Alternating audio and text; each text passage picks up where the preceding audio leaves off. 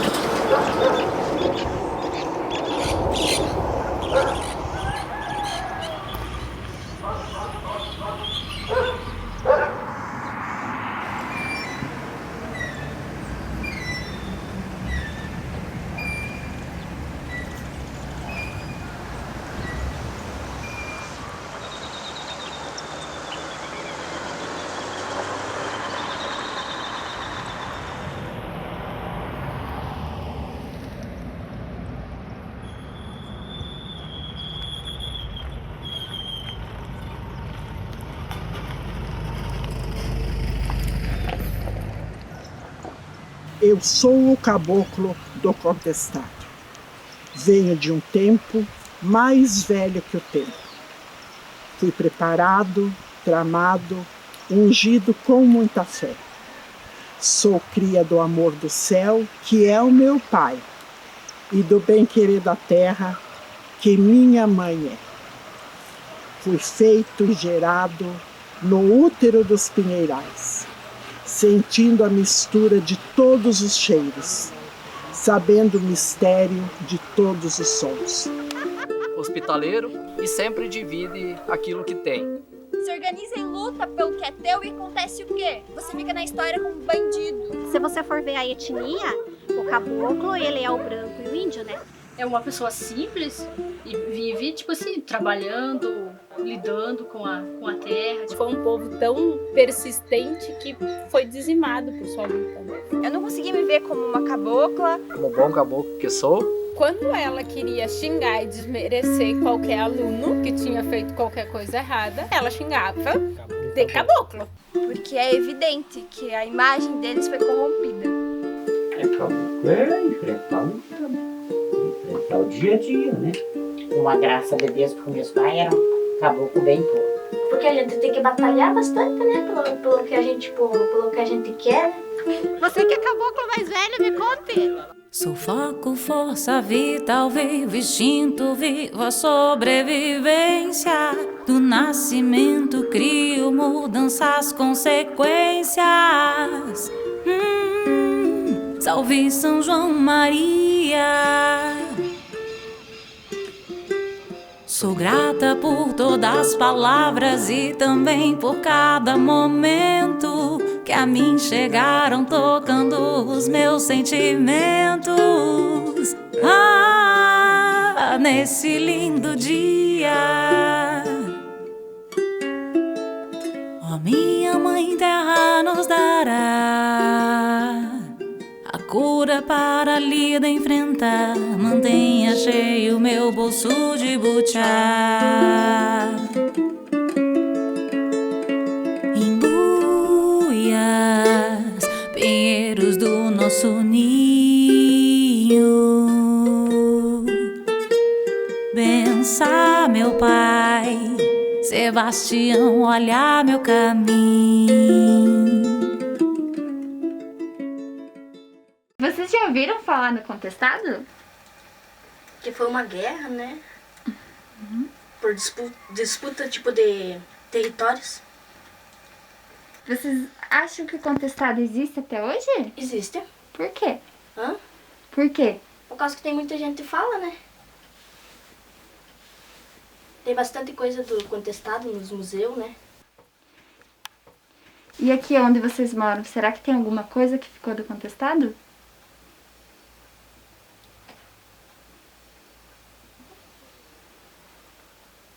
Até agora eu não sei.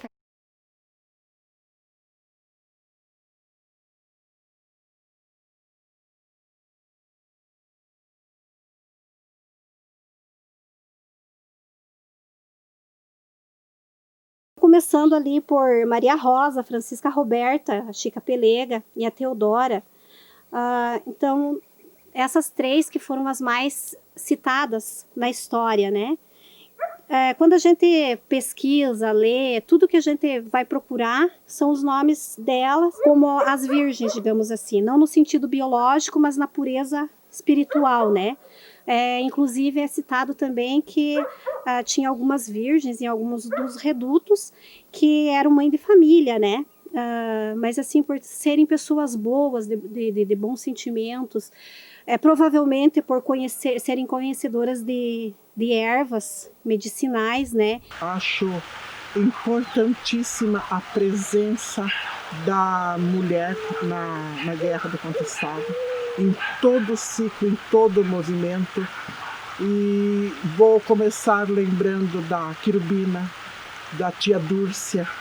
Depois nós tivemos a presença magnífica da Chica Pelega, da Maria Rosa e de outras tantas mulheres nos redutos, aonde que elas faziam um trabalho magnífico. Um trabalho de união, um trabalho de harmonização, e se nós pensarmos também no trabalho das benzedeiras, no trabalho das parteiras, no trabalho das cozinheiras.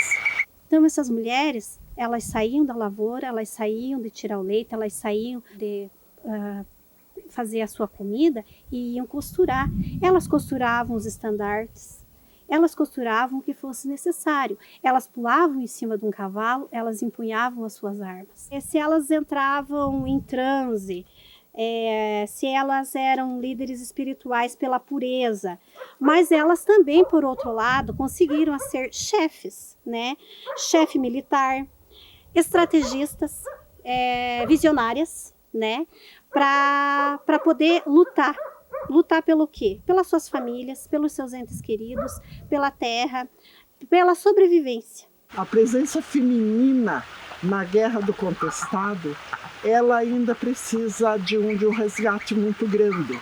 Essas mulheres, se você analisar, elas ficaram um tempo na matéria muito curto, mas na espiritualidade imenso.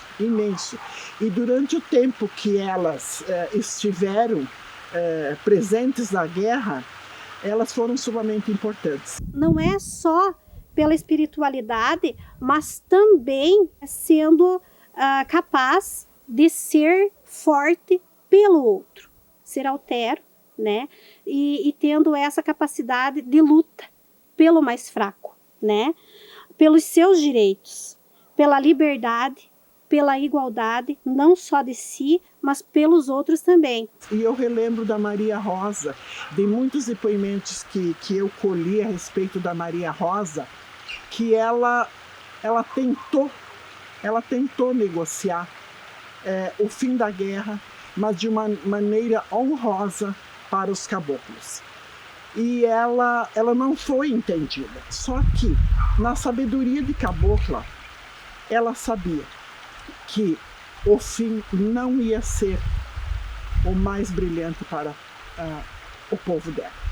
Talvez a nossa luta hoje não seja diferente da delas, mas seja também uma luta para uma melhora de condição de vida para nós, para as nossas filhas e para os nossos filhos, né?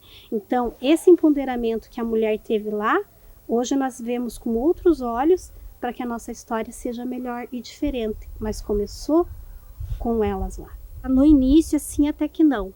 Mas depois que elas amadurecem, ali pelos seus 16 anos, aí elas percebem essa mudança, sabe? E esse empoderamento, elas percebem, como é que eu posso te dizer, que a gente precisa ser mais dona de si, sabe? No sentido, assim, que nós temos o nosso papel e temos que lutar pelo nosso espaço. Aí elas começam a ponderar as coisas, analisar, sabe? E perceber que nós não estamos aqui por acaso. E que essas mulheres somos nós hoje. Daí agora, eles vêm pra casa e faz 12 anos, né? Daí aqui, cheguei cá, só minha mulher assim, trabalho. Trabalhando aqui. Ele tá trabalhando na Itapari? Eu saí de casa, eu tava com 16. 16? Aham. A senhora saiu pra trabalhar ou já Não, tinha... já saí com... Casada? Aham. As tuas irmãs também saíram quando casaram? Teve umas que não, que saíram pra ir procurar emprego, né? Pra trabalhar, tá? E hoje, as meninas de hoje, saem de casa com que idade, mais ou menos? Olha, eu acho que sai bem mais... Tem umas que saem bem mais cedo, né? Bem mais nova, né? Tipo assim... Eu, na verdade, que nem as outras minhas, tem uma que tá com 17, a outra com 14, que é a outra mais novinha. Mas, por enquanto... Mas só que, tipo assim, a gente já vê desde aqui mesmo, né? No lugar que a gente mora, né? Elas saem muito cedo, né? De casa, na verdade. E daí, tipo, o que acontece, que nem eu explico? É que não consegue... Na verdade, não consegue um emprego, só sai pra ficar casado mesmo, né? E lidar na casa, né? E quanto mais você saber hoje, quanto mais você estudar, melhor é pra você. E antes, não, os pais da gente não deixavam. Era muito jeito, e principalmente menino dele, era um tipo assim, de um tipo de gente assim, que de um jeito muito bom. Mas de um jeito eles eram bem, se acha tipo racista, né? assim, sabe? Eles eram tinham um pouco de preconceito. Por causa que estudo era só para homem, conforme o serviço também era só para homem. Não, eu falei assim, menina, não, eu quero que nem os outros. Elas sei que uma hora elas um dia vão casar ou vão sair, mas eu pretendo que elas saiam para trabalhar, continuar o estudo. Que nem eu digo para elas, limpe a casa, faça o serviço de vocês e estude. É bom demorar aqui, é muito, mas só que eu quero que elas tenham um serviço bem mais leve. Não, eu não deixo elas ir pra roça. E você também quer que elas sejam mais valorizadas? Mais, de certeza, mais. Tipo, ganhar um salário justo, né? Porque às vezes a gente acessa na televisão, né? Tanto, que nem às vezes o homem ganha mais, a mulher menos. Eu não sei por que existe essa diferença, mas enfim. Eu, sei lá, eu acho que tem que ganhar igual, né? O meu avô era tropeiro. Ele ficava mais de mês fora de casa. Durante esse tempo, quem que era o provedor da alimentação e do bem-estar desses filhos? Se não fosse a minha avó. As coisas não caem do céu. Mesmo grávida, porque o máximo de diferença de um filho com o outro era 2 anos, né? Então, quando ela sempre dizia assim, que quando ela terminava de amamentar, ela engravidava de novo. Então, ela dizia que ela sempre tinha um grandinho, outro menor e um na barriga. E onde ela fazia roça era nos morros. Então é bem difícil para ela subir. Então com aquela barriga grande, as crianças puxadas pela mão, lá em cima ela plantava o quê? Batata doce, né? Aipim, o milho sempre tinha que ter, abóbora. Então era essas coisas que ela plantava e que dava dali para sustentar essas crianças. Vocês enterraram aqueles armamentos lá, acho que tinha terreno lá no Santa Maria. Nascia aqui. Ele nasceu lá, e eu nunca perguntei para o Guilherme onde é que enterraram. A minha mãe era assim, uma pessoa bem respeitada, assim, né? Que ela era, tudo tinha respeito por ela, né? Ela era uma pessoa gorda, assim, bem, tudo gostava do tratamento dela, assim, que quando chegava a pessoa na casa dela, né? E ela era assim. Só que minha mãe morreu nova, coitada, assim, porque a gente diz nova. Para a minha idade que eu tô, né? Ela morreu com 60 anos e com 61, mas acho que ela tem uns 60 anos. A minha mãe é muita gente boa, assim, na verdade, ela trata bem todo mundo, chega na casa dela... A sua mãe tá viva ainda? Tá viva. Que maravilha. Chega na casa dela, aquilo é de se enjoar de comer. Tem de tudo ali que ela que pode fazer, tá fazendo ali pra você. E isso não é só assim pra filho, pra neto, é pra qualquer um, sabe? Chegou, tão bem recebido. Todo mundo tá em casa. Todo mundo tá em casa, bem tranquilo. E como que ela era com vocês, com os filhos? Mas era bem... Na verdade, a mãe era bem exigente, assim, tipo... Tem que trabalhar, né? Só que daí, tipo assim, na loja tem que trabalhar, mas na roça, isso e aquilo, né? Daí, mas ela, nessa parte, ela era bem... Mas sim, cuidava bem, tudo, né? Bem era carinhosa também, como você é com os teus? Mais ou menos. Mais ou menos. Você vai gostar, né? Agora parece que é tão feio. Eu cansei de tomar da mamãe muito diferente. A roupa molhada assim para aprender a lavar roupa. Até os homens tinham que aprender. Minha mãe foi assim. Você tinha que saber lavar roupa, pegar uma agulha, costurar roupa, pregar botões. Tinha que saber. O senhor sabe fazer isso? Tem que saber. Eu sei. Senão, as meninas, Deus o livre, se a mãe pegasse e olhasse a roupa, estava mal lavada. As meninas tinham que ser prendadas, elas tinham que fazer aquela tudo em cima roupa do pedido. molhada Tudo assim, tinha que bordar, saber bordar, Vai lavar costurar, de novo. para ser uma dona de casa. Ela cuidava bem de vocês? Cuidava, e a mãe, nós conhecíamos ela pelo olho dela, não crescia ela falar com a gente, ela só olhava pra gente quando ela não gostava de qualquer coisa, podia saber que ela não estava gostando de qualquer coisa. E já digo, nós era enérgico por tudo nós, né? Até os rapazes, tudo, iam numa festa se ela mandasse, senão eu não ia. Ia ser se ela desse ordem para ir. Ela que mandava na casa, assim? Ela que mandava, né? As coisas eram assim. Tinha os filhos homens também, era assim. Até o casado. Ela falava, se não fosse para ir, ela dizia que não era para ir em lugar nenhum. Daí tudo obedecia a ela. Eu sei lá, que eu penso assim, e que eu faço meus filhos. Senta e conversa. Conversa que você ajuda eles e eles ajudam você. Muitas coisas. Eu, nas minhas piazadas, olha, que eu lembro de dizer de bater, nunca bati, só que até de hoje. Eu chego, eu sento, eu converso, eu dou um abraço neles, não tenho vergonha de dar um beijo neles. E graças a Deus a gente se entende. Sim. É que nem eu falo, nas minhas piazadas, questão abaixar a cabeça, na verdade nunca, né? Só... Eu, pra me ver, que nem os outros olhando pro chão, é só se Deus não esteja um deles doente, daí a gente... Mas mesmo assim, né, tem que acreditar e ter fé que as coisas dão certo. Então, pra mim, isso é um exemplo muito forte do papel da mulher enquanto batalhadora, enquanto guerreira, enquanto forte, enquanto, assim, o esteio da casa. A minha avó sempre falava assim, a mulher é o esteio da casa. A mãe é o esteio da casa, né? Então ali a mulher, uma casa sem a mãe é complicado. Hoje reparo, me vejo e ouço, me sinto triste, sem chão e nem um pouco de energia da luz da vida.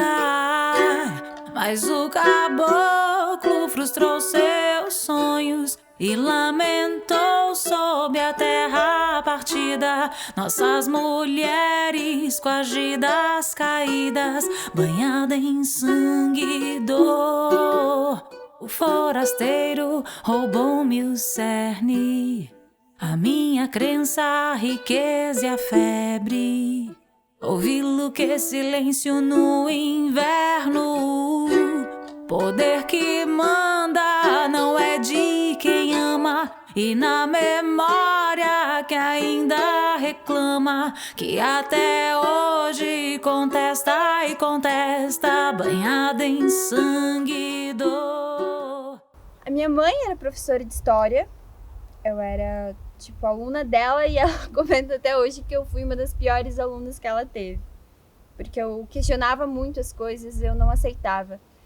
E a mãe foi um dos primeiros personagens que eu comecei a questionar.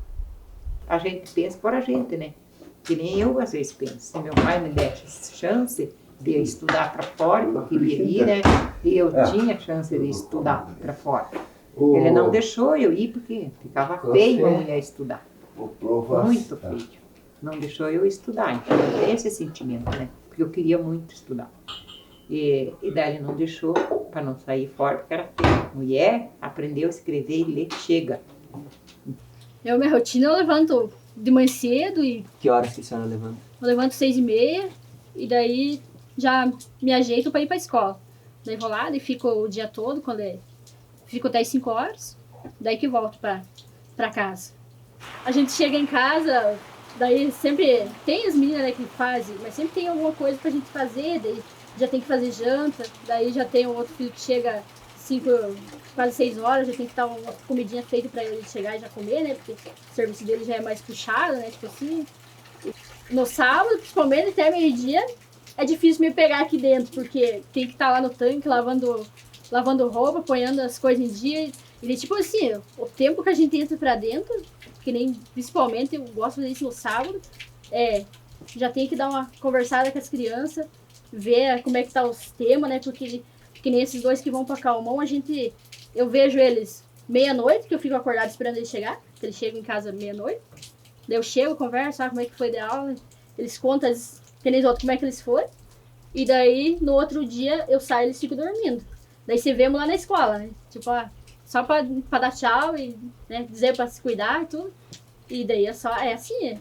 Não foi uma outra vez que, durante uma palestra do Instituto de Inspiração para os Pais nas escolas, e nós temos bem consciência de que é uma realidade não só Caçador, mas toda essa região aqui, que durante as palestras, quando nós tratamos de alguns assuntos, por exemplo, de relação familiar em casa, com as crianças, nós percebemos que dá a entender que a educação da criança, o afeto da criança, tudo que ela recebe de valores é papel da mãe só. Não é papel do pai. Sabe, o pai, ele só trabalha. E daí é o reizão da casa, não limpa a casa, não lava a louça, né? E no final de semana ele tem o direito de pescar e deixar a esposa e os filhos sozinhos em casa. Então é um quadro são valores altamente que ferem a mulher e a criança. Eu costumo pensar que se a criança for mulher, se for uma menina, é pior ainda. E ela cresce sendo uma dona de casa, com a função de ser dona de casa. E durante o nosso trabalho nas escolas, assim, é muito nítido perceber que como tem se tirado a capacidade da criança sonhar, dela acreditar nela mesma, sabe? São pequenas conquistas, assim, que elas podem conseguir, que elas podem pensar. Raramente coisa grande. Coisa grande é para outras pessoas, não para ela. Muita coisa que eu julguei, condenei nela enquanto criança, se repetiu na minha vida adulta. Aí a mulher que eu via tomando conta de casa, mas que aceitava as condições machistas nas quais ela estava inserida, de repente era eu. Eu era um sujeito que estava num relacionamento abusivo, do qual eu não sabia se eu era traída, mas eu era agredida fisicamente, diariamente. E eu não tinha condições para sair dele. E a pessoa que me tirou foi ela. Assim, ironicamente. E eu lembro que ela dizia, não, tu pode chorar agora, mas hoje tu vai me agradecer. Então começou o trabalho com um grupo de mulheres, que depois nós chamamos de Associação Maria Rosa, que até hoje é presente na cidade de Caçador, né? Essa associação, ela nasceu então de um grupo de mulheres e que entre elas não tinham só mulheres vítimas de violência doméstica, mas que também tinham mulheres vítimas de violência doméstica. Inclusive, muito marcante, né, a história das mulheres que gritavam por um socorro e não tinham para onde ir. Se ela chegava na delegacia, muitas vezes ela era persuadida, ou dissuadida, melhor dizendo, a não levar adiante no caso a sua queixa-crime ou a sua representação, e chegando perante o juiz, ela às vezes era outra vez desmotivada, né, pelas circunstâncias de impunidade para levar adiante então para se tornar denúncia, para se tornar punição. Com o passar do tempo, eu fui entender que várias coisas prendiam ela naquilo. A construção que ela teve, que várias coisas contribuíam para que aquilo se repetisse. E não só dentro da minha casa, mas dentro da casa da maioria das famílias que estão no contestado. Mas essa violência não está só lá. Ela está generalizada em todos os espaços, principalmente na nossa região. Quase todas as mulheres com quem eu falei ou já foram violadas de alguma forma ou conheceram alguém que foi, em alguma idade. E sabe, das mais diversas formas, ou foi fisicamente, ou foi emocionalmente, ou viram a mãe sendo violadas pelo próprio pai, muitas vezes. E pode começar com traição, pode ser agressão física, emocional. Mas o que me indignava era como mulheres tão empoderadas podiam aceitar isso. E até hoje não podemos nos enganar, até hoje é comum muitas vezes a mulher sair com os filhos, né, e ir para a casa de familiares ou para a casa de apoio, no caso lá Maria Rosa, e deixar o vitimizador no lar, né? Então nós tínhamos essa dificuldade. A mulher chegava na delegacia, ela não tinha amparo legal para levar adiante, por exemplo, uma medida de afastamento, medidas protetivas que a gente chama hoje conforme a Lei Maria da Penha. Uma vez chegando a Lei Maria da Penha, então já ficou mais fácil, né? Ainda que não garanta a não violência, né, por si só, porque precisa mecanismos e equipamentos da assistência social, da saúde e tal, para acompanhar e para fazer valer o direito da mulher, ainda assim nós tínhamos esse problema, então a Lei Maria da Penha minimizou. Tem uma hora que você acredita que ninguém liga mais, e em muitos casos ninguém liga. Não foi só uma vez que eu escutei falar que se eu apanhava e não reagia era porque eu gostava de apanhar. As pessoas desconsideram dependência não só econômica, mas dependência emocional. Isso acontece muito, diariamente. E não existe, sabe, apoio.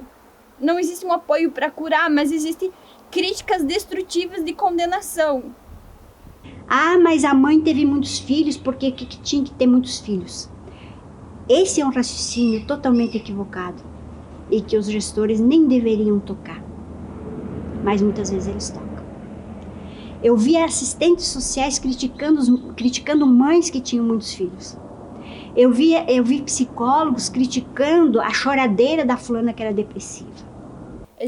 O machismo também existe na gente. Muito. E o maior desafio é, às vezes, a gente encontrar ele aqui para começar a trabalhar aqui internamente. Porque eu era machista com a minha mãe. Eu condenava ela, eu criticava. Eu queria empoderamento e eu não era sensível o suficiente para buscar entender quais eram as razões dela. E na época não era diferente. A mulher que era espancada, que tinha que ir para a delegacia, ela ia com muito medo, na delegacia ela era dissuadida a fazer qualquer tipo de reclamação maior, porque a primeira pergunta que soava no ouvido dela é: o que você fez dessa vez para estar aqui de novo?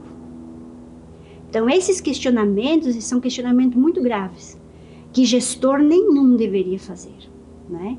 Eu digo como sociedade civil, sempre trabalhando no controle social e na defesa de direitos humanos, com muita tristeza. É preocupante para nós esse quadro de violência, porém a nossa responsabilidade enquanto cidadãos e nós enquanto Instituto de Inspiração, de nós tratarmos sobre isso. A gente fica pensando que, e é bem sério isso, a questão da omissão, né? Numa cidade que se cultua a violência, e com todo respeito esse cultuar, mas a partir do momento que o alto índice de violência sexual, violência contra a mulher, e só cresce, só aumenta, isso é uma cultura da violência, né? A gente está cultuando a violência, a gente está cultuando o machismo, né? Então, eu costumo dizer que uma das maiores cicatrizes do contestado na nossa sociedade hoje em dia ainda é a violência. Contra a mulher em especial e as coisas. E ela foi naturalizada. Tipo, a barbárie foi naturalizada. Normalizada. Exato. Você naturaliza, então ela se torna cotidiana, ela se torna generalizada, mas ela já está tão estruturada que não existe mais por que você questionar. E quem tentou questionar uma violência sofreu o que foi o povo caboclo. Ele teve o fim que teve. Então, qual é o exemplo, qual é a referência que o povo daqui tem? No contexto da região do Contestado, você fala em Maria Rosa, tem um sentido por trás. Né? Por que Maria Rosa? Porque ela foi uma das mulheres que fez história na Guerra do Contestado. Aí você podia lembrar também da Chica Pelega, você poderia lembrar de outras mulheres que na região de Taquarussu, se você for lá conversar com as pessoas, você vai conhecer a história delas, né? E são histórias muito bonitas, são histórias de antepassados, de ancestras, né, dos nossos ancestrais, que traz para nós uma herança, deixa para nós, na verdade, uma herança de luta, de batalha, de persistência, de não arregar, né, de não dar bola pro azar, tocar em frente. As mulheres dentro do reduto não deixavam de ter a sua gravidez, de ter o seu parto, de ter os seus momentos de dor e da saúde mais fragilizada. E mesmo assim, elas eram capazes de suportar e ainda cuidar das outras pessoas, né? Aonde que está o papel fraco da mulher? Não tem. Nós só não fomos, talvez, tão bem reconhecidas quanto alguns homens. As pessoas que passam e que deixam um legado, por menor que ele seja, não precisa ser reconhecido, né? Não precisa ser lembrado. Se lembrado, muito que bem, a gente agradece, né? Mas se não lembrado, não tem problema. Por quê? Porque a caminhada, ela é contínua e ela é progressiva e é ascendente.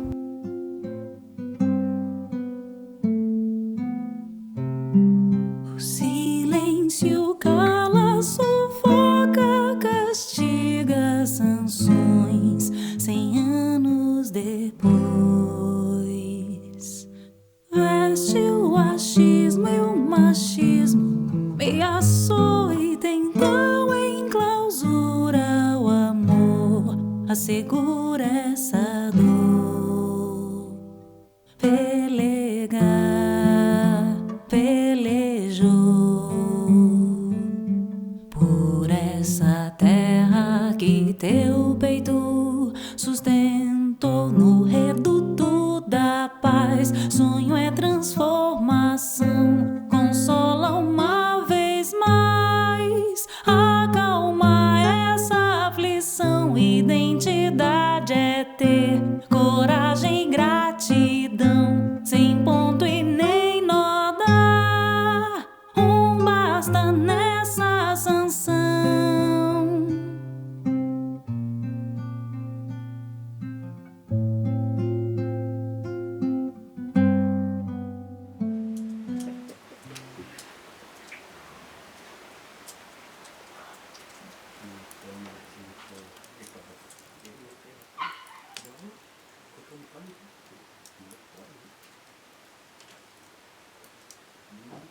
E o senhor gosta desse ranchinho aqui? Ah, adoro. Adoro. Tem tudo que precisa, né, seu Roque? Adoro. Cidade é só para passeio.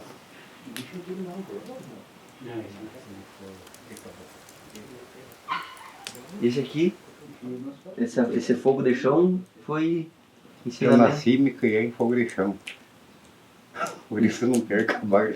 É, não, tá certo. E ensinamento dos teus pais que passaram pra você? Meu avô. Já começou lá atrás. Começou meu avô, ele foi pros meus pais e veio pra nós. Quando o senhor acende, assim, não vem umas lembranças do passado? Vem. Né? Eu imagino. Aquelas carninhas de caça ao redor da sala. Coisa ruim.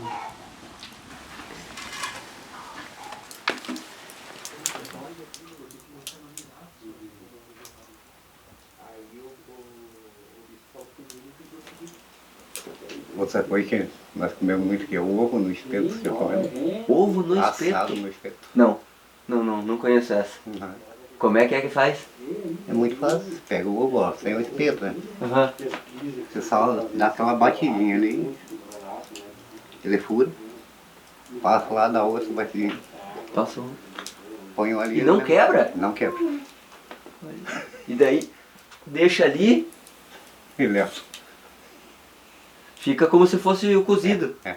Olha só, vou chegar em casa e depois experimentar fazer isso. Mas pau fazer inteiro, não quer. Só você não pode por dentro. Tem que segurar, furar. Daí quando ele passar, você... Mas tem que bater devagarinho, né? Vai batendo devagarinho. E tudo isso aprendeu com o pai, com os pais.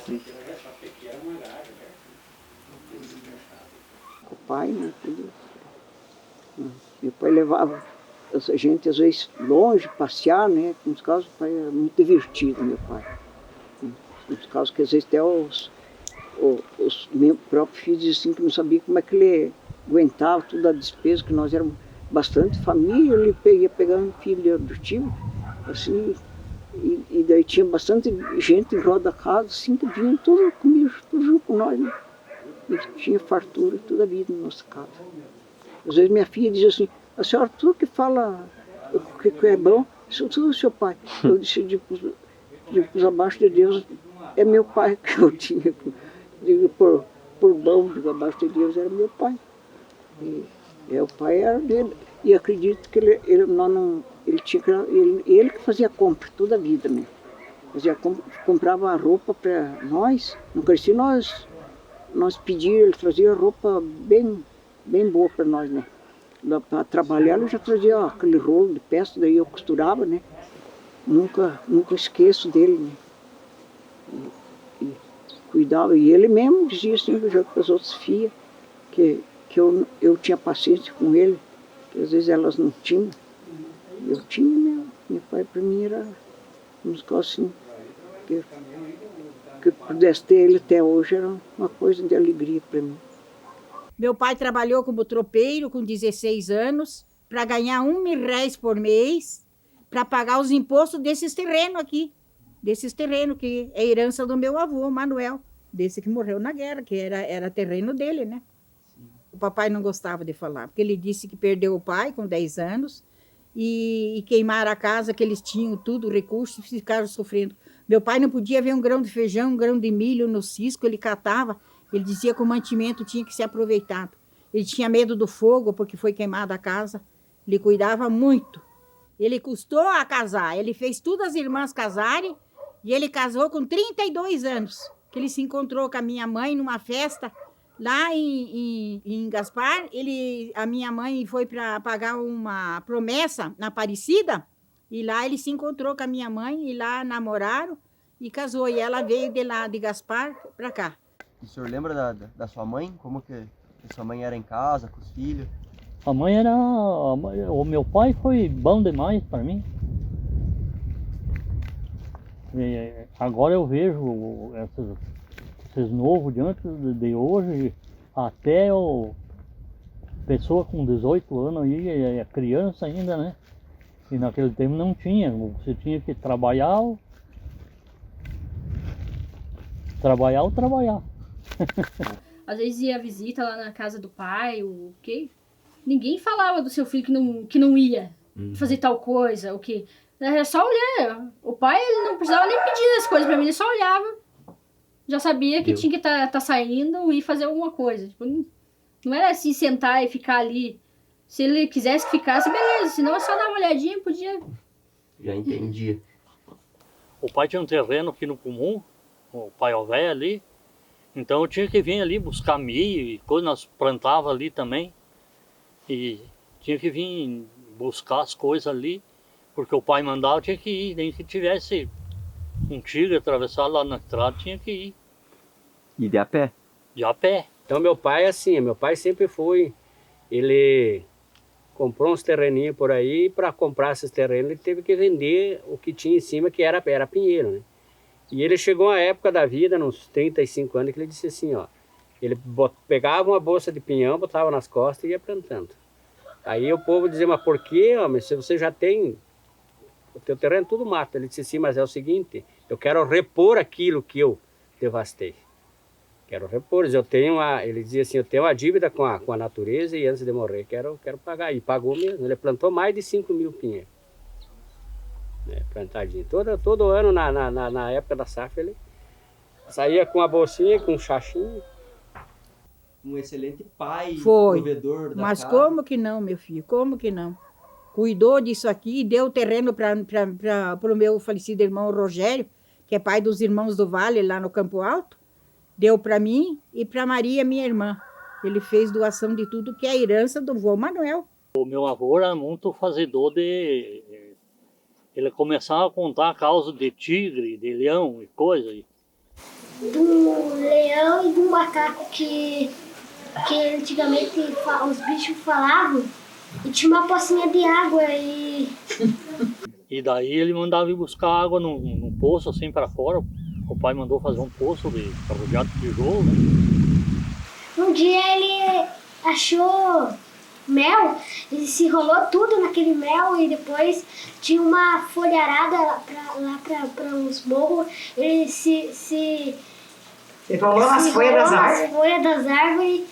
Daí, quando nós estávamos lá, ele dizia só não facilite, que é perigoso o tigre vir aí. E foi lá tomar água e daí o leão ficou cuidando lá, ficou estranhando. Que bicho é esse?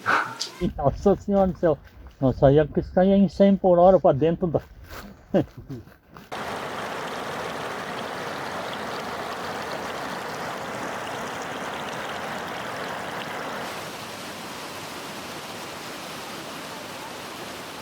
Então tem uma história que o meu pai contava e ele presenciou, né? Ele tinha 9 anos e o outro primo dele tinha 10. E esse primo dele, que é vivo até hoje, ele tinha uma ferida muito grande no pé e que não conseguiam cura, né? E ele, quando foi uma noite, ele sonhou com um padre vestido com a batina e esse padre disse: menino, a tua cura, o teu remédio está bem pertinho. Vá lá na água do monge João Maria e pega aquela água e passa essa ferida. Ele contou para a mãe dele disse, vai lá, convida o Walter, que era meu pai, né, que é teu primo, e vão lá. Então a água do monge fica no morro ali, mas como era muito morro, o que eles fizeram? Eles não foram até na água, embaixo lá, pegaram o barro, né, e o menino passou na perna aquele barro e pegou um punhado do barro e trouxe para a mãe. A mãe fez um emplasto com pano, tudo, e colocou naquela ferida. Segundo o meu pai, que com 3 dias a ferida já estava seca. E com 1 mês não existia nem cicatriz, até hoje não existe cicatriz. Então, é um dos milagres que é considerado, né, pelo monge, que hoje o monge ele não é visto pela igreja como um santo, né, mas é o santo dos caboclos. Os antigos achavam que ele era um profeta, mas sei lá o que ele era, né? Porque tudo que ele falava, que eles contavam, está acontecendo, né? Ele dizia que havia uma doença, uma peste no povo, dizia assim, que o povo ia se acudir com um pedaço de roupa, só que ele dizia assim que ia ter tanto modelo de roupa que ia precisar de se acudir com um pedaço da roupa. E quer dizer, é isso aí que está se acudindo, né? Tem que pôr a máscara, né? Porque senão... A Serra da Boa Esperança era como dizia o monge, que quem morasse aqui ou vivesse aqui era como se estivesse no bucho de um boi gordo. Então esse bucho do boi gordo, segundo os caboclos, segundo nossos pensamentos, seria que não teríamos tristeza, nem doença, nem enfim, iríamos viver uma vida tranquila de caboclos, né? Aqui na serra, enquanto você estiver aqui comendo com uma colher só, vocês estão no bucho do boi gordo. Mas vai chegar um ponto que aqui vai ser povoado por gente de fora, gente estranha. E vai ficar aí esse lugar que agora todo mundo cria gado, cria tudo sorto aí, vai ficar tipo de uma teia de aranha. Cada quarto tem o seu pedaço lá e meteu um arame lá e não tem quem. Ele falava muito na rede elétrica, na cerca de arame. Por causa que quando nós se criamos não existia cerca, não existia esses fios de luz e não existia asfalto, né? Era tudo livre, tudo livre. Daí ele sempre falava, né, para os nossos pais, para os nossos avós, que ia chegar um tempo que ia virar numa tela o mundo. E nós já estamos na tela. porque para tu lá só é fio. E esses instrumentos, tudo que passa, se come, tudo essa coisa errada que está acontecendo, tudo ele falava. Eles diziam que achavam que ele era um homem estudado, mas não. Então a história do monge é uma história muito, assim, se você parar para pensar, muito linda, né? Porque ele deixou um legado nessa nossa comunidade que até hoje é seguido, né? Pelos mais velhos e também pelos novos, né? De curas, de aconselhamento, enfim, das águas benzidas, né? Aqui é onde ele posava, logo ali tinha um olho de água. E onde ele andou, ele deixava uma água benzida em todo lugar. Meu irmão viajava, assim, porque ele tinha serraria, em todo lugar que eles iam, tinha esse olho d'água, que se dizia olho d'água, esse pocinho da benzido de São João Maria com a cruz. Né? Então esse monge, daí quando a última vez que esse monge passou aqui, ele subiu no morro lá para achar água. Então ele reuniu o povo, chegou e disse, ó gente, é a minha última vez que eu passo aqui, eu não vou mais passar. E daí todo mundo naquele boato, mas por quê? Porque então amanhã, às 6 horas da manhã, eu quero reunir 5 homens que vai me acompanhar, porque eu vou deixar uma água benzida na comunidade. E acompanhou ali aqueles 5 homens e pegaram. Então você sabe que a água sempre, você vai achar água, não é lá em cima do morro. Dificilmente vai ter uma água lá em cima do morro, sempre é embaixo. E ele foi dizendo assim, daí teve até um bisavô do meu pai, disse, meu senhor está ficando louco. Nós conhecemos o terreno, conhecemos todo o terreno aí, não existe água lá. Mas vamos acompanhar, né? E foram fazendo a picada. Chegaram lá numa pedra, ele disse, aqui é água. Se olharam tudo, mas da onde é água? Não existe água aí. Ele disse, falou pelo nome de um deles ali. Pegue esse facão e cavoquei nessa pedra. Diz que ele só deu duas cavocadas, jorrou a água, coisa mais linda do mundo embaixo daquela pedra. E ali ficou a água da comunidade. Então vocês imaginem, gente, eu até me emociono assim, né? Ele dizia que o povo tinha que zelar da água, né? Porque ia chegar um tempo que não ia ter água. Esse ano foi um ano que quase que não teve água, né? Que eu mesma aqui tinha que estar catando as gotinhas de água na torneira. O João Maria, o meu avô prosseava com ele, né? Ele não posava nas casas, ele posava fora. Daí o meu avô perguntou, mas seu João, o senhor não tem medo de tigre aí? Tem tigre aí, tem um que vem fazer rastro aí bem pertinho das casas aí. Daí ele disse, não, eles comigo eles não se envolvem. Tinha bugre naquele tempo, e os bugres nunca lhe pularam. Diz, não, eu proseio com eles e eles não bicho nenhum se invoca comigo. E a gente queria ver ele, né? Né? Nós não existia ainda nessa época. Eu acho que nem o Luiz não existia, né? Quando o profeta veio, você não existia. Eu? É. Não. A fé no monge em São João Maria, ela passa de geração em geração e ela continua assim, sendo muito forte. São raras, ou eu posso dizer assim, que praticamente todas as casas que a gente chega, durante as conversas que a gente faz, logo essas pessoas que a gente está visitando, elas vão lá no seu quarto e trazem, né, uma imagem de São João Maria. Só que ele disse, você a repare bem do jeito que eu caminho. Que vai vir gente dizendo que sou eu e não é. Eu sou eu, veja o tipo que eu caminho, o tipo que eu sou, e daí você por isso você sabe. Você tem que ter aquilo necessário para você viver, mas não queira acumular pensando lá na frente, porque você não vai levar nada, né? E você acha que o povo ia ouvir o monge se ele passasse por aqui? Alguns sim, alguns não, né? Eu acho assim que uma porcentagem bem pequena eu iria, a maioria eu ia dizer, é um louco que está passando aí, né? Muita gente diz pra gente que ele era um mendigo. Pois é. Muita gente me disse pra mim, você acredita no João Maria de Agostinho? Mas aquele era um mendigo, andava mendigando, mentindo que era profeta de Deus. Tem gente que diz assim pra gente. Só que eu fico quieta, né? Tipo, deixa que seja, tá? Vamos ver. Onde é que vai estar a verdade, né? Porque a verdade sempre aparece. A senhora é devota. Mas eu confio, cara. Minha mãe dizia que ele tinha poder de acudir a gente das coisas.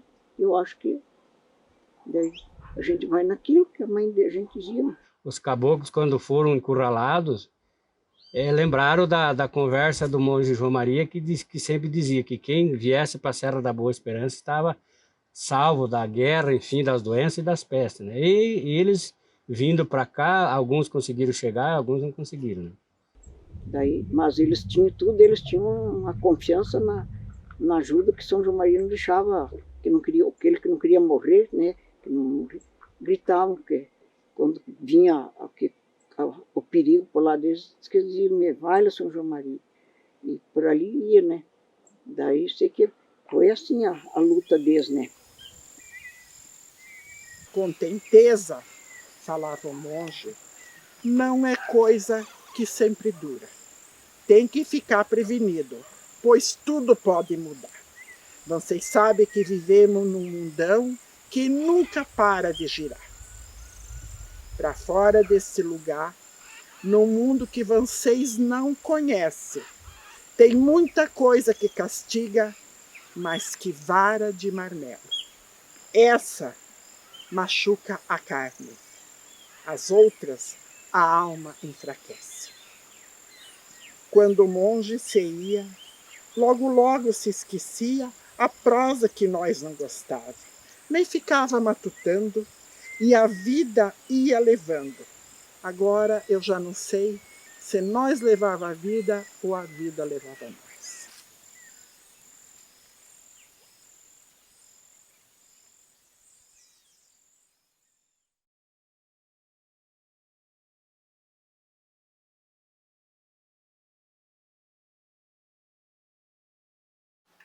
Do Leodato, do Adeodato, já ouviram alguma coisa? Eu não me lembro. Dos jagunço? Não. Ah, do jagunço? Do jagunço, sim. Ninguém tinha, assim, lembrança boa. Quem contava as histórias que passou por isso, só se via lágrimas. Vocês lembram do Adeodato? O tal de Leodato. Leodato, esse mesmo. E muito, eles falavam muito no Leodato. E quem que era esse Leodato? Esse Leodato? era o jagunço, a cabeça do jagunço. Tipo líder, assim? Era o líder. Esse era o Carrasco, Era o isso Carrasco. que eu falei que degolava as pessoas. Esse Leodato. Ele era o chefe do bando. Assim. Daí o tarde Leodato, que eles diziam, né? Desceu com 80 cavaleiros por lá, por uma estrada velha que era só estrada de tropa. E daí ele chegou e disse assim, eu vim para matar de criança para cima. Quando certo Deus olhou por eles, né? Ele disse que ele olhou para cima assim e disse, eu recebi nova ordem, vou matar só o comandante. Qual é o comandante de vocês aí que deu um passo para frente? Mas esse Leodato era que matava gente, matava os companheiros mesmo, matava criança, matava tudo, mandava um apanhava um para matar o outro, né? Nem que os companheiros. Se qualquer coisa que ele não gostasse, ele mandava matar, né? E o Adeodato se criou com o meu avô aprendendo aqui como trabalhava no sítio, tocando gado e tudo. Daí ele era afilhado do meu avô, naquela época ele saiu. E como ele sabia que o padrinho tinha condições financeiras, ele veio abater aqui para levar para os redutos. Então. E daí queimaram a casa, a minha avó ficou em dieta, com 6 filhos, queimaram a casa, queimaram tudo, que ficou só o portão da propriedade da frente e foi o que sobrou da guerra. E o teu pai conta que morreu muita gente? Isso, que era gente morta de fazer como eu estou contando, que eu disse, mas o que é que fazia os mortos, pai?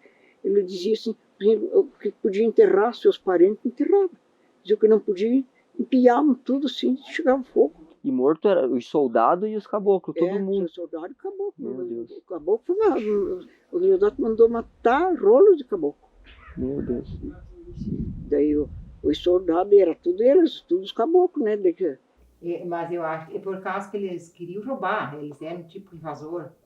Sei que eles levavam, que nesse do contestado mesmo, levavam as vacas que tinham, que tinha do povo, eles matavam assim, carneavam e levavam.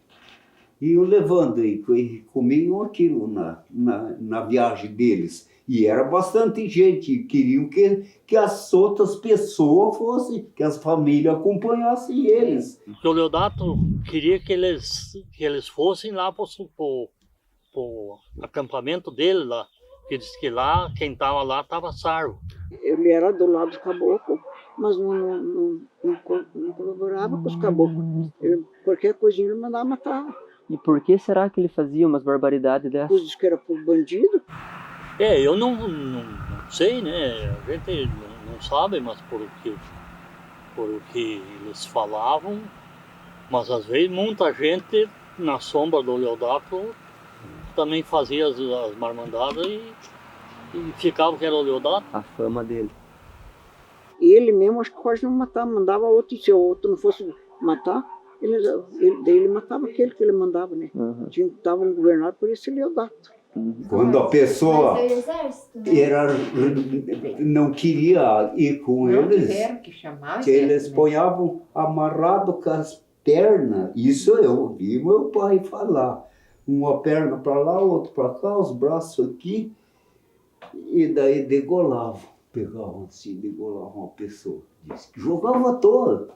Era assim. Eles não... É tipo uma guerra, que passageira, assim, não sei por que aquilo. Que época que era mais ou menos? Eu não sei, a época ele não contava. Mas é mentira dele, eu acredito que não fosse, porque ele era daquele tempo, ele era homem já, familiado, né? Sim. E ele contava e chorava. A mãe torrando farinha assim no forno, e nós, criançada em roda, e ele contando o que eles passaram, né? Daí prenderam ele, o Leodato. Não sei se foi o governo que mandou prender, levaram para a penitenciária de Florianópolis. Daí lá, não sei se ele morreu por alguma coisa, ou eles que mataram.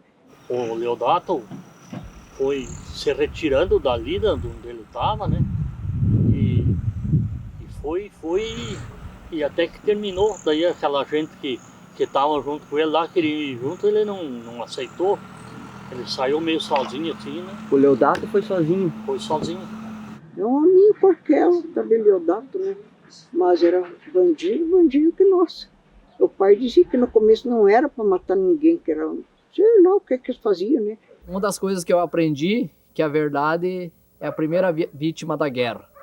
Existem muitas contradições, muitas coisas ainda a ser levantadas.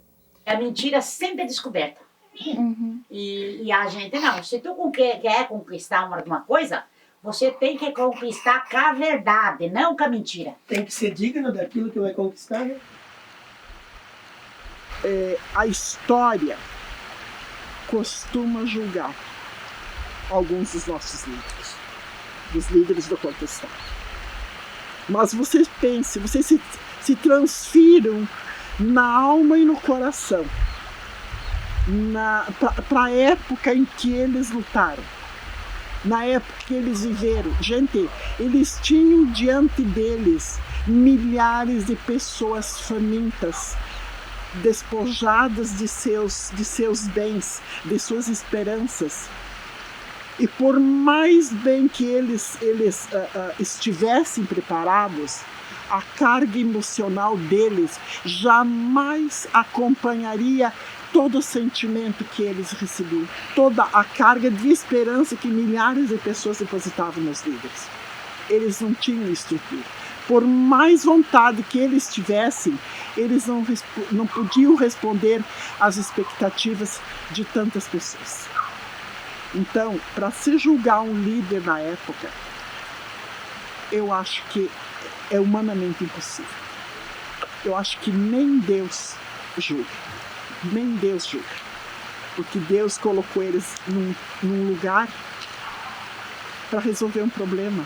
Mas eles não tinham o poder em mãos para fazer isso. Então, é complicado complicado, porque esse povo foi, não porque ele quis, mas ele foi condicionado a se calar e aceitar.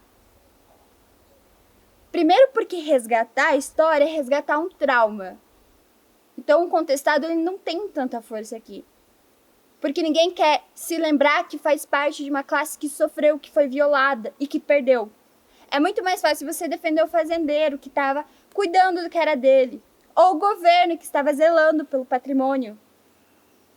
Porque eles venceram de certa forma. Mesmo que muitos soldados morreram por uma guerra que não era deles. Mesmo que muitas pessoas saíram de suas casas ainda jovens e vieram pra cá para tirar a vida de pessoas que eles nem conheciam e por algo que não era deles.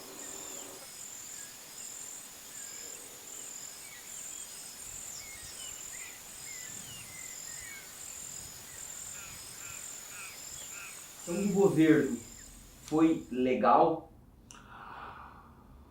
Em relação ao contestado? Em relação ao contestado. Na realidade, o que aconteceu poderia se dar de outro formato, né? Eu vejo que os historiadores falam do superdimensionamento da guerra. Então, assim, talvez não precisasse ter um conflito tão grande, né? Talvez se matou um passarinho com uma bala de canhão. Como que você enxerga o contestado 100 anos depois da guerra? Muito pouca coisa mudou, tá?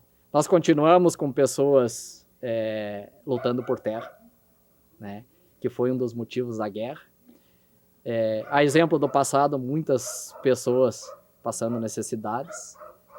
E da mesma forma que no governo anterior, há 100 anos atrás, o povo não foi ouvido, ele continua não sendo ouvido.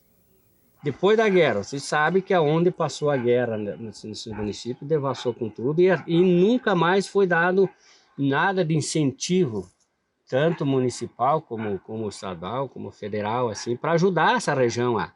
Então, essa guerra foi algo muito, digamos, profundo e arraigado aqui na comunidade caçadorense. E isso, historicamente, ainda se mantém.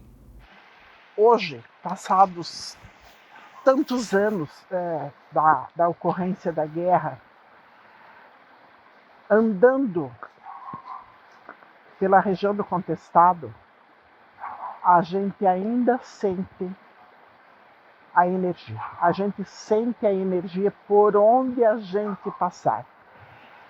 Porque é muito difícil você andar 1 quilômetro na região do contestado sem que naquele local não tenha sido derramado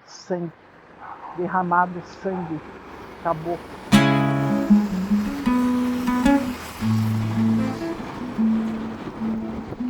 O céu fechou, minhas vistas pretejou, desencantado voltará, irmão contra irmão, de faca furou, na vala foram parar.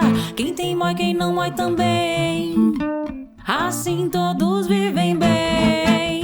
Quem tem mói, quem não mói também, assim todos vivem bem.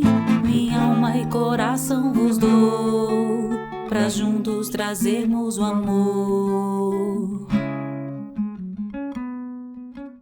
Assim, a violência, né, aqui em Caçador, quando eu vim para cá, eu senti que tem um grau aqui de agressividade muito grande, né? Tem um número de homicídios aqui, o número de lesões corporais, principalmente me causou espécie a quantidade de assassinatos aqui. E assim, os motivos são de ordem mais variada, só que são motivos que não, se há algum motivo para matar alguém, mas enfim, que eu não considero, mas são motivos de caráter muito simplório, às vezes por uma dívida de uma cerveja, às vezes por uma agressão verbal. Eu fui percebendo a temática da violência sexual contra criança e adolescente. Isso é bem profundo aqui na cidade. E eu posso dizer já nesses 4 anos, bem profundo na região do contestado. São histórias tristes e histórias que continuam acontecendo. né? A gente percebe que não tem um quadro de uma leitura social, uma leitura preventiva, uma leitura séria sobre isso.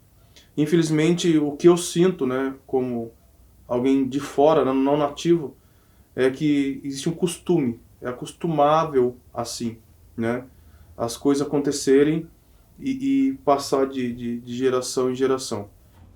De vara criminal aqui, tá? Eu posso dizer, até pelo fato de a gente ter só uma vara criminal, é uma das mais pesadas do estado. Eu tenho 7.000 processos aqui, tá? Criminais, e assim, ó, em termos proporcionais de audiência de custódia, porque a audiência de custódia ela reflete o que entra de flagrante, de auto-prisão em flagrante. Ela é a segunda maior do estado, tá? Estou dizendo questão proporcional. Então, assim, como aqui é vara criminal, só tem uma aqui, então tudo que é crime aqui na Comarca de Caçador vem para essa vara criminal. Não tem outra aqui para dividir. Então, dentro do estado, tá, é a segunda comarca com maior volume de audiência de custódia, tá? Então, assim, isso aí reflete, né, o que é a violência aqui na Comarca de Caçador. Um dos quadros sérios que a gente percebeu, assim, que foi intrigando o Instituto de Inspiração, nosso trabalho nas escolas, foi que depois de cada palestra, de cada roda de conversa com os alunos ou com os professores, vinham os relatos, né? E a dor é profunda, né? E relatos dizendo que, ó, eu sofri violência sexual, sofri abuso sexual, mas a minha mãe sofreu, minha avó sofreu, e muitas vezes as minhas irmãs pela mesma pessoa. E daí a gente pensa, não, mas isso era 50 anos atrás, 70 anos atrás, não, é hoje. Acontece. Quando nós iniciamos esse trabalho, parecia que era simples falar de prevenção. Mas em uma cidade como Caçador e na região, não é simples. Porque não se fala sobre isso, não se fala sobre violência, não se fala sobre abuso sexual, né? É um tabu e o silêncio generalizado. A parte econômica também contribui bastante, até pelo formato aqui das atividades empresariais, econômicas da Comarca de Caçador, que quando também na época do contestado havia muito o aspecto de extrativismo, e isso aí, pelo menos no meu modo de ver, não teve uma mudança ainda significativa aqui na nossa sociedade. Existe ainda esse aspecto de extrativismo, não há uma diversidade muito grande das atividades econômicas, e isso se reflete inclusive também numa massa aí de desassistidos, enfim, a um abismo socioeconômico muito grande, e isso redunda também em violência doméstica. E a violência sexual não tem tarja, não é da periferia. Acontece na cidade toda, né? Em todos os lugares, em todos os momentos. E uma surpresa grande, né? Porque como eu sou do interior de São Paulo e nosso contexto do Sudeste é bem diferente do Sul, foi uma surpresa muito grande encontrar esse alto índice de violência, né? Esse alto índice de preconceito, de resistência em relação ao outro, né? Uma sociedade bem fechada em relação ao acolhimento, em relação aos problemas sociais, né? Porque o pós-violência é trágico. Nós sabemos que o poder público não dá conta de atender as crianças que sofrem essa violência. Aqui eu tenho alguns dados aqui de outubro de 2019 até o final de junho de 2020. Tivemos aproximadamente 105 medidas protetivas. Então se dá uma média de 11 medidas protetivas ao mês. Pode parecer que não seja muito para uma comarca de aproximadamente 100 mil habitantes, só que na realidade a gente trabalha dentro de uma cifra que é oficial, que são aquelas pessoas, as mulheres que realmente nos procuram a delegacia de polícia para registrar ameaça ou lesão corporal, enfim, dentro do aspecto, perspectiva da Lei Maria da Penha. Mas obviamente tem uma cifra negra que possivelmente, e obviamente não é contada, porque são daquelas mulheres que têm um grande receio ainda de usar o sistema judicial para tentar a proteção em relação aos seus maridos, companheiros que fazem agressões ou ameaças. A violência do contestado com a violência do abuso sexual. Porque eles perderam sua dignidade, né? Eles foram invadidos. O abuso é a invasão. Pra mim tá ligado, não tem como. Quem passou na história da sua família por essa invasão e como se fosse, cara, um resquício do mal, sei lá, não é do mal, mas seria mais... Fizeram isso comigo, eu posso fazer também, sabe? É uma autorização, entendeu? De eu falando, eu posso invadir o corpo, eu posso ensinar, ou eu posso proteger para que ninguém faça isso com a minha família. Vivemos aqui em conjunto. Não adianta só também você prender e colocar no presídio, porque a pessoa vai retornar. Então, assim, parece assim, uma ilusão, um sonho, uma fábula. Porque assim, você consegue retirar essas pessoas de uma maneira temporária, isolá-las. Só que elas não vão para outro mundo. Quando acabar a pena, ela acaba, a pena acaba. Tá? Essas mesmas pessoas vão retornar para a sociedade. Então a sociedade ela tem que assumir o papel dela também. Né? Eu digo a sociedade no sentido dos líderes aqui, das pessoas que têm condições de mudar. As lideranças aqui, políticas aqui da sociedade. Né? Eu sei que já fazem, tá? Mas pode fazer mais, acredito eu, né? Para tentar reduzir, né, a violência aqui. Eu não estou falando de uma violência só de gênero, mas uma violência de uma maneira genérica. Né? Oportunidade, né? Enfim, cultura, conhecimento, entretenimento, né? Tentar investir na juventude, questão de educação, projeto, esporte. É muito dividido aqui. Não tem um grupo, assim, dificilmente se consegue perceber unidade nos trabalhos sociais, né? E como a cidade que tem esse alto índice de violência bom, nós entendíamos que deveria ter mais ações, deveria ter mais projetos em relação a isso. Nesse contexto, em 2016, nós criamos o Projeto Inspiração. O que seria esse projeto? Nas horas vagas, né, a gente falar sobre isso, falar sobre a prevenção à violência sexual. Nós começamos a fazer um trabalho de denúncia, fazer um trabalho de prevenção, também com os pais, entendendo que os pais eles são responsáveis por ter um lar seguro, por proporcionar para a criança crescer como criança, não crescer um mini adulto, e também com os estudantes, com as crianças e adolescentes, mostrando respeito ao corpo, mostrando o direito deles de falar não. Eu não sei quantas pessoas que o Inspiração conseguiu alcançar nesses 4 anos. Certamente milhares. Porém, eu fico pensando naquelas que a gente não conseguiu. Porque faltou uma porta aberta, faltou a gente poder falar sobre isso, não podia citar tal tema. O trabalho que foi realizado nos anos 90 e começo dos anos 2000, né, no começo desse século, ele foi um trabalho muito significativo e, eu diria assim, de transição. Né? Ele foi transição porque quando você não tem, você abre a picada.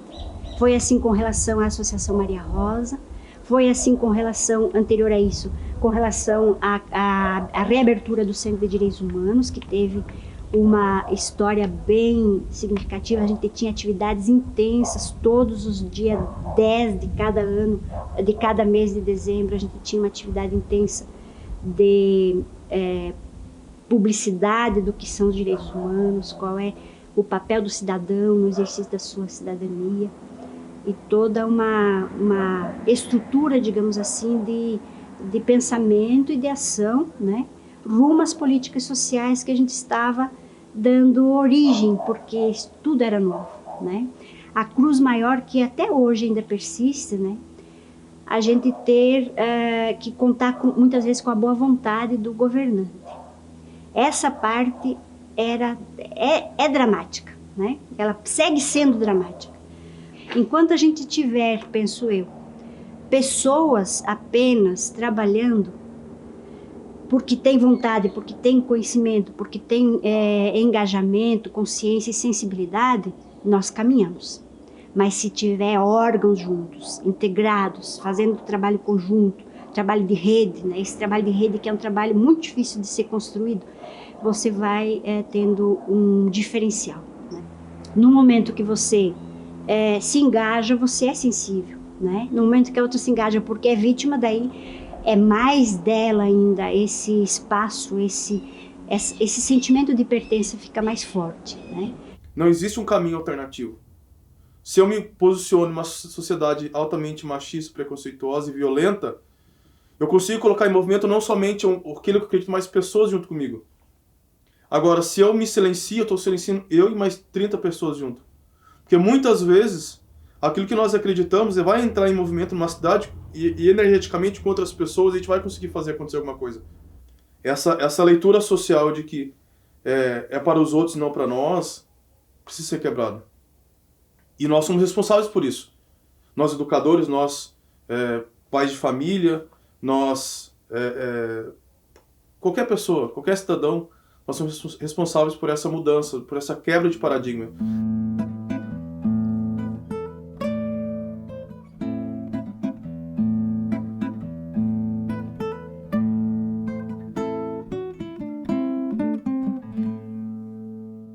Como um pé de vento veio me avisar que o meu lamento vai se acabar.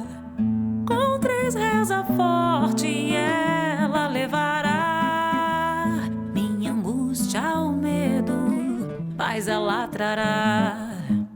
Ao luar o caboclo faz ervas e chás que um índio pai velho viu num sonho astral.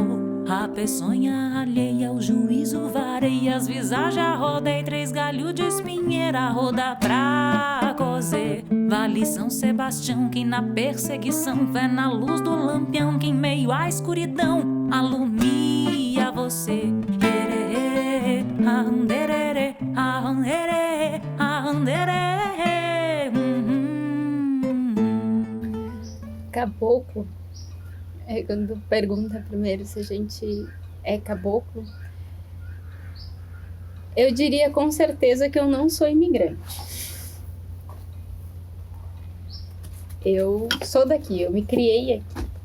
Eu nasci em Santa Catarina e os caboclos, mais do que qualquer coisa, os caboclos eram um povo mestiço, que aceitavam a mestiçagem e aceitavam tudo que aqui chegava.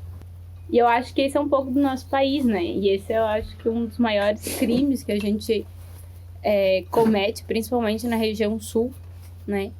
Que a gente se nega quanto sujeito brasileiro, a gente se nega quanto sujeito daqui.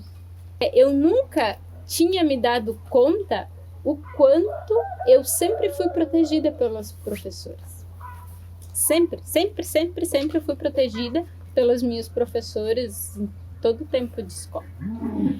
E nenhum motivo outro que não fosse por eu ser uma das únicas pessoas não cabocla de pele, visivelmente dentro da sala de aula. E isso me deu muitos privilégios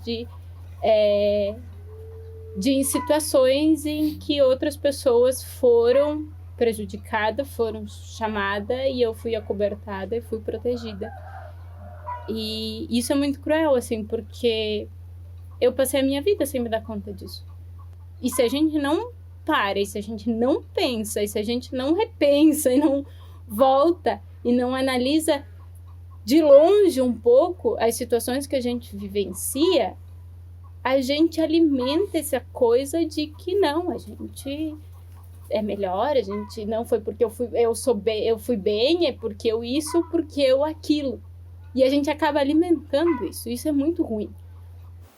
Enquanto povo caboclo, do que deveria ser a identidade cabocla, que é o que a gente vem se questionando há muito tempo, para mim perpassa essa questão de cor de pele. Talvez seja cultura, mas principalmente seja a busca, sabe? Busca por encontrar algo, por se encontrar enquanto personagem nessa história. Aonde que mora o caboclo? Pois olha, sei lá, eu acho que o caboclo é, sei lá, gente que lida, né, tipo assim. Sim. Quem que era os caboclos? tipo, aqueles que trabalhavam mais, que tipo, tinham lavoura, plantavam cana, arroz, feijão, essas coisas, eu acho que era. Uhum. E será que vocês são caboclo? Eu, por minha parte, eu acho que sou, né? É? Bastante. Não sabe? Não. Eu sou. E o que vocês acham que é ser caboclo? Caboclo é enfrentar a luta, né? Enfrentar o dia a dia, né? Esse é ser caboclo, né?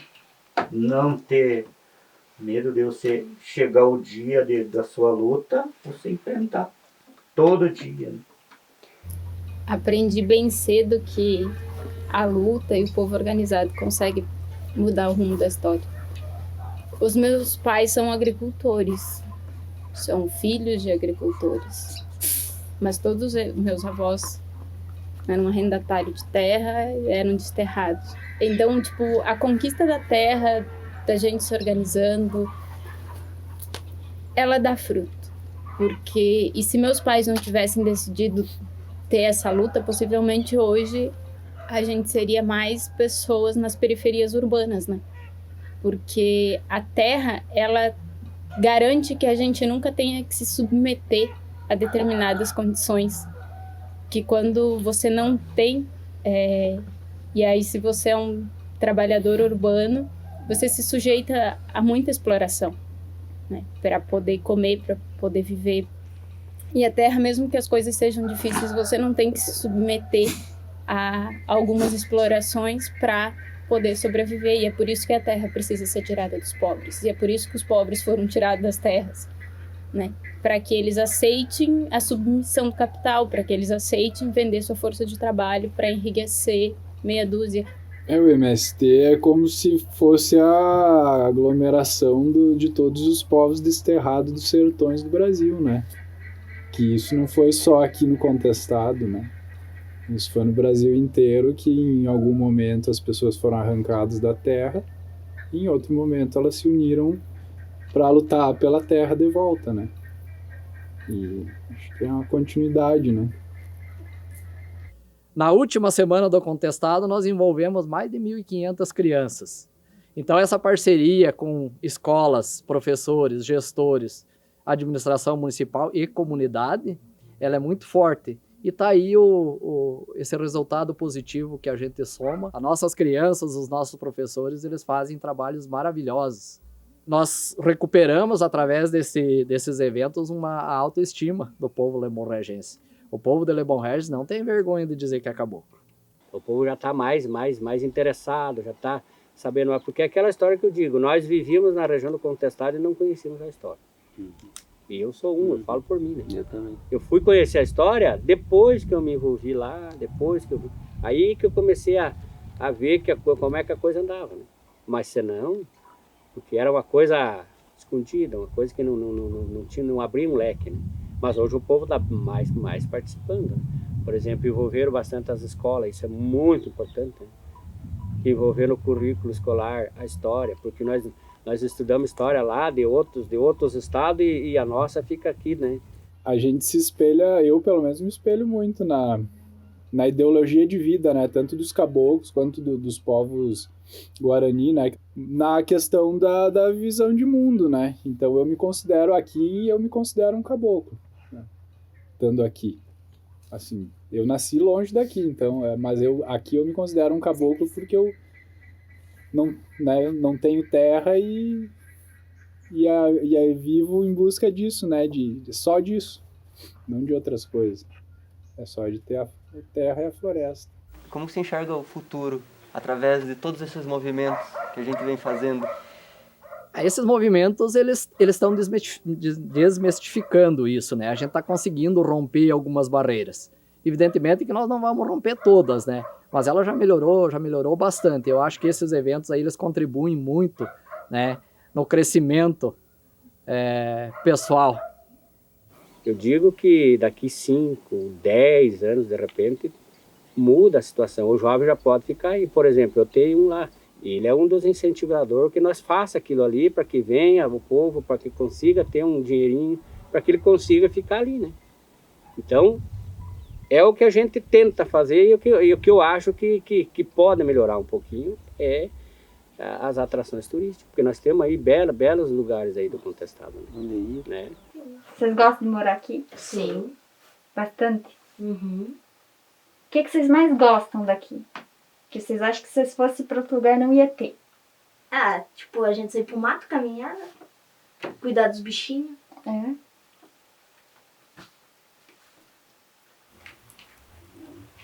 Os gansos também, tem os gansos ali. Eles vêm de lá que eles gritam. Vá lá pra casinha de vocês que eu vou pegar vocês. E eles vão. Vão lá, eu pego os dois, sabe, e fecha. E eles conversam com o senhor? Se o senhor bater papo com eles, eles respondem. Eu fico quieto, não. Fico bem quietinho. De manhã, cedo. Uhum. Porque os dois gansos vão lá no açude, daqui a pouco eles vendem lá. Eu pego o potinho deles, põe a criança, vem comer aqui. E eles não. Eles vêm, comem ali e saem.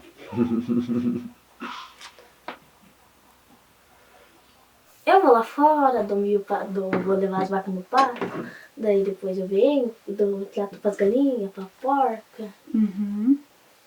Cuida tira pasto pras vacas, cata ovo de galinha. E o caboclo tinha muito conhecimento de território e sabia, né, como se organizar dentro disso. E por esse conhecimento de território que os redutos sobreviveram tanto tempo, né? Porque eles sabiam viver nesse lugar. Se eles eram tirados daqui, eles conseguiam ir ali, conseguir se alimentar e conseguir seguir vivendo. E esses conhecimentos desse território, né, com essa negação da cultura, foram negados. E hoje, para a gente ter acesso, para a gente fazer esse resgate, é muito difícil, assim, bem... Quem eram caboclos? Fanáticos? Eram fanáticos pela floresta, né? Eles não aceitavam hipótese alguma desmatar a floresta. Talvez o que nos falte como pessoas para defender nosso território, para buscar um mundo mais justo, seja um pouco de fanatismo. O povo caboclo entendia que tudo na natureza é cíclico. Tem um ciclo. O pinhão tem um ciclo para começar, para amadurecer, para debulhar e para cair. Então, se você parar e voltar no Monte João Maria, você vê. Ele sempre dizia, gente, tem a tua lavourinha, tem as tuas coisas crioulas, plante isso, plante aquilo, isso aqui é bom. Ele ensinava, planta essa erva, que isso é bom para isso é bom para aquilo. Né? Isso, nessa área, durante o verão, a gente produziu umas 7 variedades de feijão. Teria que até nem lembro todas agora de cabeça. Arroz, pipoca branca, pipoca roxa e amendoim, né? Que são coisas que é a nossa renda, né? A gente comercializa esses produtos. Aí plantou também pimentas, né? Que a gente faz molho de pimenta. Mandioca para o consumo, batatinha para o consumo, cebola, alho, bom, basicamente tudo que a gente consome, né? A gente compra bem pouca coisa de fora. Aí no inverno agora deixa coberta com aveia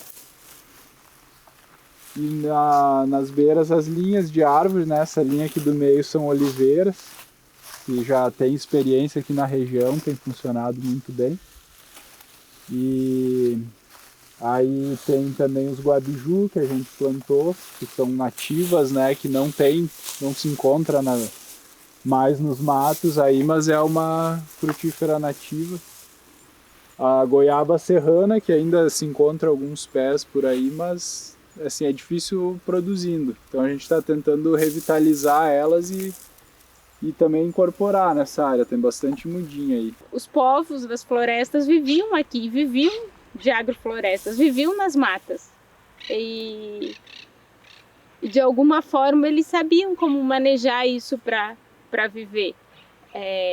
E é muito possível, assim. O meu pai planta cana e faz cachaça aqui há acho uns 16 anos. E todo mundo sempre disse que não, que plantar cana aqui nunca ia dar. Sim, no inverno ela seca, então ele tem que colher ela e colhendo, quando deu a geada, colher e fazer a cachaça dentro desse período de inverno. E a agrofloresta é quem pensa em cultivar a agrofloresta em torno da casa, quer viver na floresta, né? Quer virar um povo da floresta, quer plantar o que precisa. E o povo caboclo, do que a gente conhece, conversa com as pessoas, eles viviam do entorno da sua casa e da floresta mesmo, né? Conhecendo. E eu acho que esses conhecimentos, né? A agrofloresta é a forma que nós, já com a nossa cultura capitalista, temos tentado assim, retomar um processo de vida mais orgânico, né? Com mais harmonia no ambiente, assim. Olhando para o nosso ambiente, eu acho que essa é a nossa principal dificuldade e que os povos da floresta sempre fizeram, é olhar para o ambiente que a gente vive. Porque o povo que chegou aqui, né, e que foi dizimando com os povos que aqui viviam, eles vieram e ninguém olhou para como que as pessoas viviam aqui, como que sobreviviam e como que manejavam esse ambiente. Destruíram tudo e aí depois começaram a implantar um modelo que não é condizente com a nossa mata, que não é condizente com o nosso clima. O que tu precisa saber para trabalhar com a agrofloresta, e aqui em Santa Catarina, por exemplo, ninguém sabe, né? Que era justamente a questão do caboclo, né, que foi exterminado, que vivia da floresta, e hoje as pessoas só sabem fazer lavoura, só sabem plantar dentro do modelo convencional, né? Então, o que dificulta pra gente é isso, é uma experiência nova, né? Então eu acho que falta muito estudo dentro da nossa região e entender que vai ser outro processo, né? Vai ser dentro do tempo do inverno. Então tu tem que ir passo a passo, né? Conforme no ritmo da natureza mesmo. É o tempo que as árvores demorarem para crescer, é o tempo que nós vamos demorar para se adaptar, né? Para criar, né, esse novo sistema, porque não é nem adaptar, porque a gente não tem nem referência assim sobre um processo para a região, né? E aí a gente percebe aqui, por exemplo, essa área aqui que é limpa e que não tem árvores, aqui a geada é muito forte.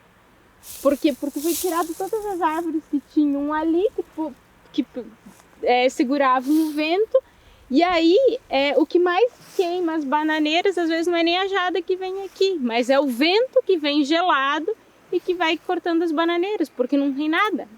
Então, quando a gente começa a implementar, a gente começa a perceber essas coisas. Ali dentro do mato, ali perto do rio, do açude que tem aqui, que tem umidade, não dá. Eu tenho uma jabuticaba plantada ali, não cobri até agora, e ela não secou, ela não está sofrendo os impactos, porque no meio da floresta o clima é outro, né? Todo mundo que vem aqui ou é um comentário ou é outro, né? Meu Deus, que relaxamento esse mato todo. Ou meu Deus, que capricho toda essa cobertura.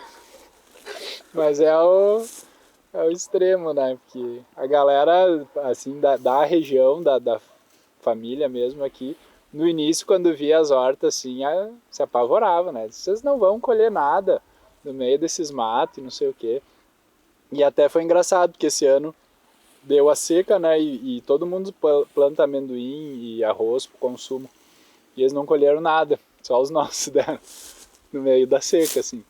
E todo mundo diz, não se deu nada, não colhemos nada, mas olha, os nossos vieram. E assim, só pela cobertura de solo, o manejo, né. São essas questões, assim, que a gente tem que começar a observar mais o espaço que a gente vive e não copiar. Porque se a gente olhar para uma agrofloresta lá na Bahia e querer fazer aqui, a gente vai fazer a mesma coisa que o agronegócio faz, não vai funcionar. Nossa área aqui mudou muito nos últimos 2 anos, assim, de quando a gente chegou aqui, na verdade fazem quase 4 anos que a gente começou a trabalhar aqui, mas no início era a horta normal, né? Estilo, né, enxada, terra limpa e tal. E hoje tu olha que não tinha gralha azul, não aparecia. Vários passarinhos assim, tipo aquele pica-pau da cabeça vermelha assim, Começaram agora até todo dia, assim, cara, muitos. Os pinheiros aqui tinham... Não sei como é que sobrou lá. Conta a história dos pinheiros aí, Fazenda. As araucárias, quando a gente chegou aqui, só tinha uma araucária que era produtiva, que é aqui dentro do mato. E a gente saía nas fazendas aí longe, catar pinhão, porque não tinha. 22 anos atrás, né? 23. 97. E hoje a gente tá com... Era 36, né? Agora é 35, porque uma tombou. que estão produzindo. Mas tem muita araucária, assim, e que a gente não plantou nenhuma, elas só foram manejadas. Aqui, as da frente da casa ali, foi limpado em volta para priorizar delas começar a pegar sol mais cedo, né? E aí elas vieram mais rápido. E só ali na frente de casa hoje tem umas 11 que produzem.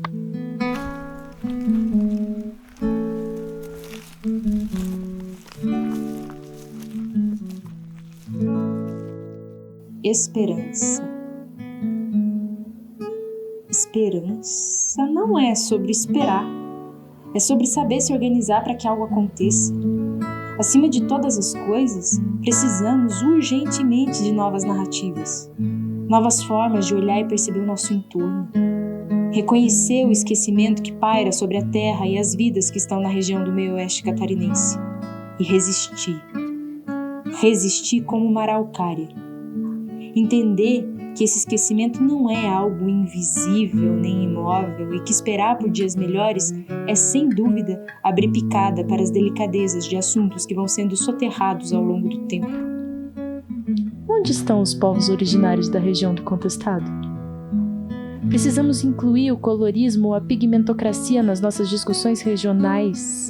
Precisamos admitir que ser caboclo perpassa a questão da cor da pele, mas a estrutura do nosso país está construída em cima de corpos não brancos, e isso acarreta uma leitura social sobre o pigmento de pele de cada sujeito, que caracteriza esses corpos como pertencentes ou não a certos espaços. Só há história onde há tempo problematizado e não pré-dado. A inflexibilidade do futuro é a negação da história. É preciso entender a identidade de cada ser a partir das potências dessa pessoa e utilizar nossas diferenças como ferramentas de criatividade para agir sobre aquilo que nos separa e mirar uma terceira margem do rio. Em terceiro lugar, menos fuzilado pelos recortes históricos apenas engolidos por nós, sem apetite, sem gosto e sem paladar. Precisamos de alimento sovado, fresco, sem veneno. Se abastecer de conhecimento é dar alimento para o nosso corpo físico, político e humano. Quem consegue gerar e registrar a memória? Desde que as mesmas começaram a ser guardadas, publicadas e repassadas, quem? Quem consegue gerar e registrar a memória? Que valor tem a palavra vinda através da oralidade fora dos papéis timbrados? Qual o recorte da história fez caí-los em tamanho abismo social?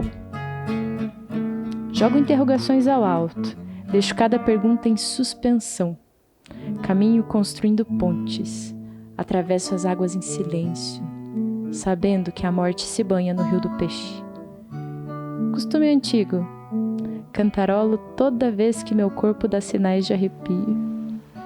É dito que se tem coisa da qual a morte passa longe, é da cantoria. Entre a matraca e a ladainha, vida longa ao contestado.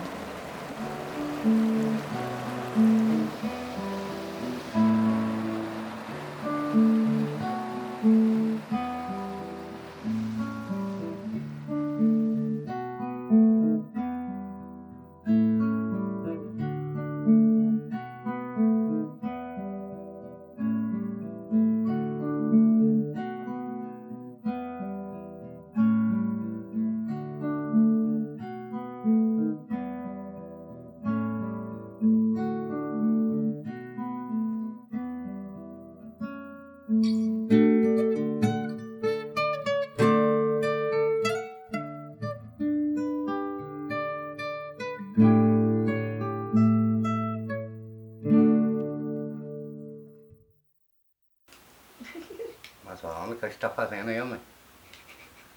Prestando bem atenção na conversa. Ele quer participar também, né? Não, você não é aqui. E olha que ele fica te encarando. Vem aqui, vem. Morangão. Vem cá. Vem cá. Aqui, ó. Aqui, ó. Vem cá. Vem aqui. Fica aí.